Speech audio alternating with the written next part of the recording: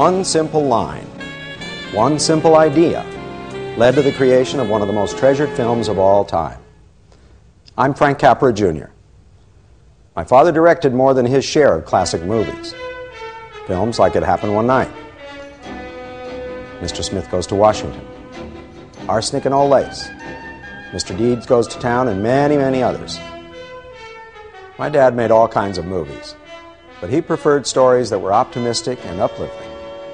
His movies were positive, wholesome, and sentimental, qualities that were rare even in Dad's heyday of the 30s and 40s, but mostly non-existent in movies today.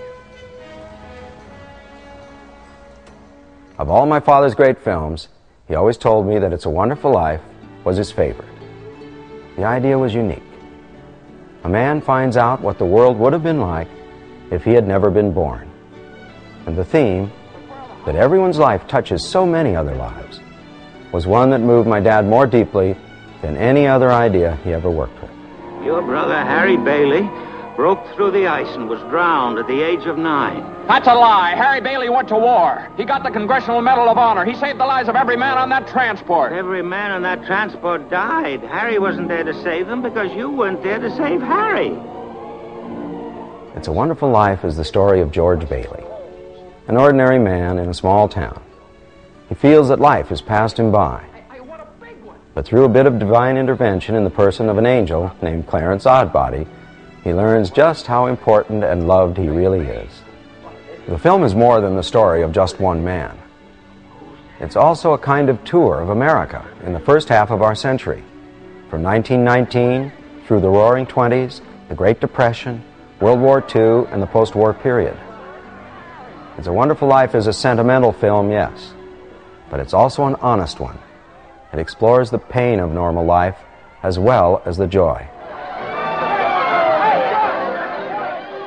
I wondered what in the hell kind of a picture should I make now. I certainly wasn't going to make any pictures about war. I was so sick of war. I hated the damn war.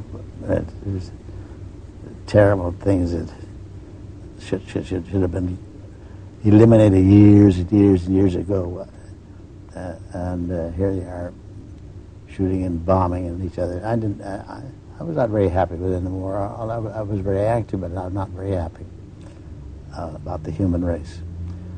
So I wasn't going to make a picture about war. I had enough of that. What kind of a picture shall I make? I didn't know. Cinematically, It's a Wonderful Life builds on themes and scenes that had already figured in my father's films. The run on the bank in It's a Wonderful Life recalls the climax of his 1932 film American Madness. And the notion of a desperate suicidal man saved by those who believe in him showed up in Dad's classic Meet John Doe in 1941. But in no other film was my dad's skill and talent so thoroughly utilized. He made It's a Wonderful Life at the peak of his creative powers. And although I was pretty young at the time, I do remember how excited my father was when he formed Liberty Films with his partner Sam Briskin and his fellow directors William Wyler and George Stevens. This was a real first, because in those days directors were thought of as studio employees. Liberty Films gave this talented group unprecedented creative freedom. It's a Wonderful Life was the company's first production.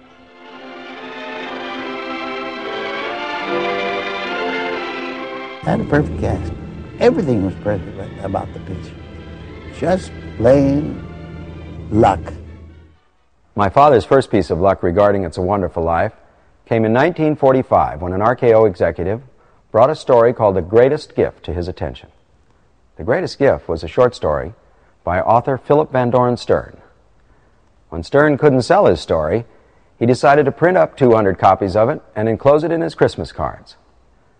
RKO Pictures bought the story in 1943 for $10,000. While the studio liked the story, nobody was quite sure what to do with it. 3 different scripts were commissioned. Such noted writers as Mark Connolly, Clifford Odets, and Dalton Trumbo. Each of these writers contributed elements that would end up in the finished film. But the screenplays took some bizarre turns on the way. For instance, there was no villainous Mr. Potter in any of these scripts. I'm offering you a 3 years contract at $20,000 a year starting today. Is it a deal or isn't it? Instead, Mark Connolly created two Georges. Well, Mr. Potter, I know I ought to jump at the chance, but I just... In that version, instead of seeing the world as if he had never been born, George finds a world with a bad George in it, the rich, cold man he might have been if he had lived his life differently.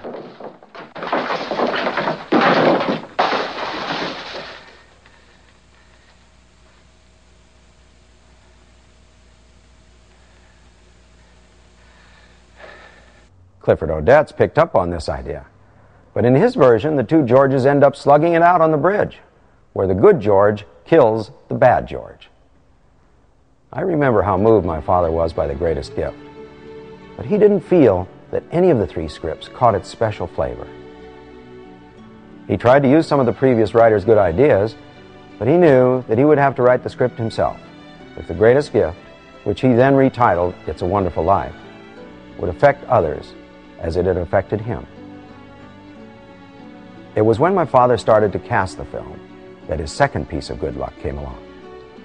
The role of George Bailey went to my father's old pal, Jimmy Stewart. Jimmy Stewart got out of the Army about the same time I did, and he said, his agent said to me, Jimmy wants to make a picture with you. And in a few days I went to Jimmy, I said, Jimmy, I got a great story, would you like to do it? I didn't have to tell him. He says, you bet. So sign up right away. And that was it. I've had such wonderful good fortune in my life, and I think this is one of the pieces of good fortune that I have that I'll never forget. Jimmy Stewart had already worked with my dad in two great pictures, You Can't Take It With You and Mr. Smith Goes to Washington.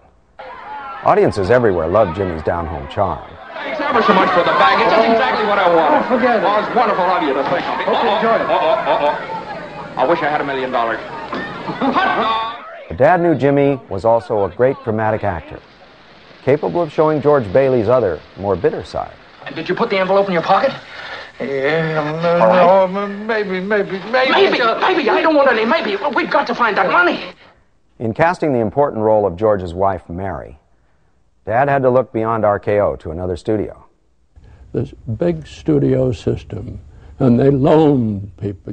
They did this. They loaned directors. They loaned writers.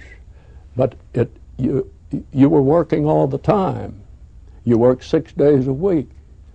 You learned your craft by working at it. We borrowed a girl from MGM. I don't know whether Donna Reed was from MGM. Was she from MGM? Yeah, she was. And she was perfect for the part. Just perfect. It's George Bailey, Mother.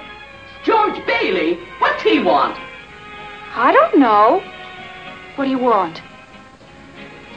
Me? Not a thing. I just came in to get warm. He's making violent love to me, Mother. Not only did he cast the leads perfectly, he stocked the film with some of the greatest character actors in Hollywood. Thomas Mitchell. Where's my hat? Where's my hat? Oh, thank you, George. Which is mine? The middle one. Beulah Bondi. That's for nothing. Gloria Graham. Well, I only wear it when I don't care how I look. Frank Albertson. Frank Phelan and Ward Bond. The original Bert and Ernie. George. Hey, I'm a rich tourist today. How about driving me home in style? Huh? Hop in, Your Highness, hop in. And for the carriage freight, I put on my hat. And the great Lionel Barrymore. George, I am an old man, and most people hate me, but I don't like them either, so that makes it all even. My dad brought in two great writers, Albert Hackett and Francis Goodrich, to help him polish the script.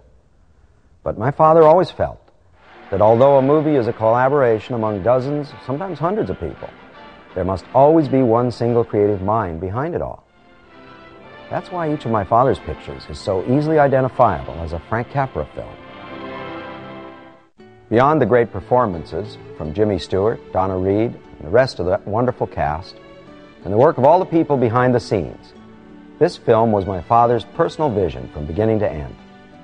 He put more of himself on screen in Wonderful Life than in any other film. In fact, I remember he once told me, "It's the picture I waited my whole life to make."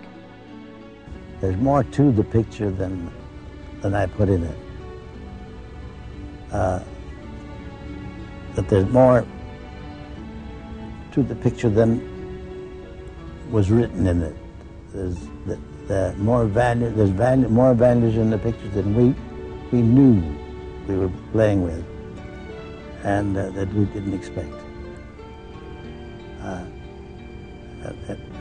And that's probably the answer to it. That there's more to it than we thought we had. Everybody loves It's a Wonderful Life today, so it's a little hard to believe that it wasn't all that popular when it first opened. For one thing, the East Coast was experiencing record low temperatures, heavy dumpings of snow and ice. Most people just stayed at home, listened to the radio. Also, even though we consider It's a Wonderful Life to be one of the most heartwarming pictures ever made, audiences back then considered it to be just too depressing for the holiday season. The film was by no means a box office flop, but within a few months, it was out of sight and out of mind. Interestingly, modern audiences began to rediscover It's a Wonderful Life, in part because of a legal loophole. In the early 1970s, copyright on the film expired. It could have been renewed for another 28 years, but a clerical slip-up allowed it to enter the public domain. This means that anyone could do anything they wanted with the picture. While this was bad news for the copyright holder, it was great news for television stations across the country, which could now play the film whenever they wanted, without paying any royalties. Word of mouth began to spread. More and more people fell in love with the picture. Within a few years, It's a Wonderful Life began showing up so often on television that now the holiday season wouldn't seem the same without it.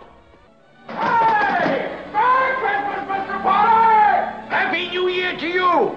In jail! It's amazing how popular that is all over the world. It's a Wonderful Life, like its hero George Bailey, went through times of both optimism and despair. Also like George Bailey, the film was rescued from oblivion by its friends. The film might not have made a fortune for my father and the others who worked on it, but it has enriched the lives of every person who ever fell under its warm, joyful spell.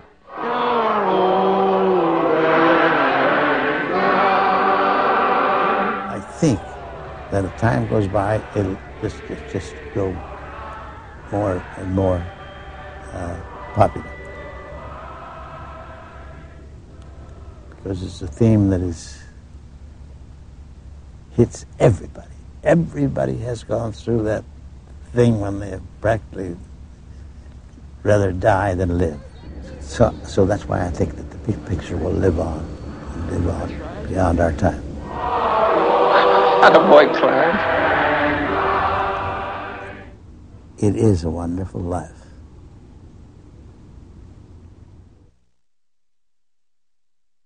Now, please join me in enjoying once again my father's original uncut version of It's a Wonderful Life.